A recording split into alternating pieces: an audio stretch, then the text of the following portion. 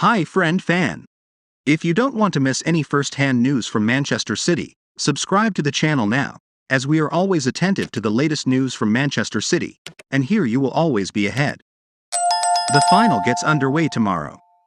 Manchester City and Inter Milan face off in Istanbul tomorrow in the UEFA Champions League final.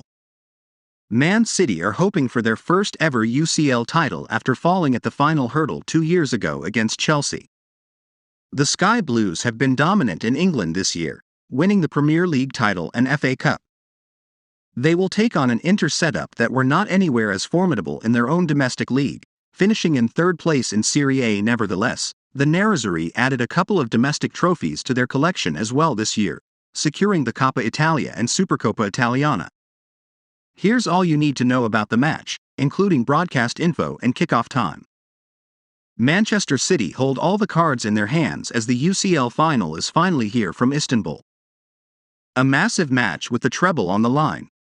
Pep Guardiola will be wise to change a few things, not radically, but to give his side a really good chance to win. He has done everything right ahead of this match. Let's talk 2 things they can add.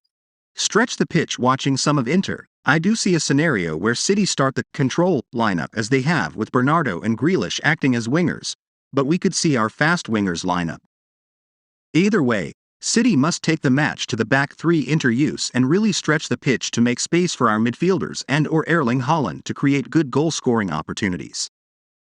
Adding that Inter will more than likely bunker down, this is imperative as the Inter defense is not the fastest and City must control the pace and demands. Thus, they can create chances with a wider field where finding Haaland on a 1 versus 1 is much easier. This one is a bit more simple.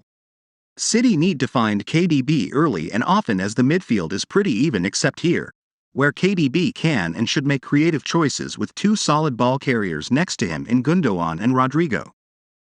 KDB should then take offensive early to Inter's back line and utilize a wider pitch to make plays in the short spaces where he could find Haaland or one of the wingers who are wider than usual.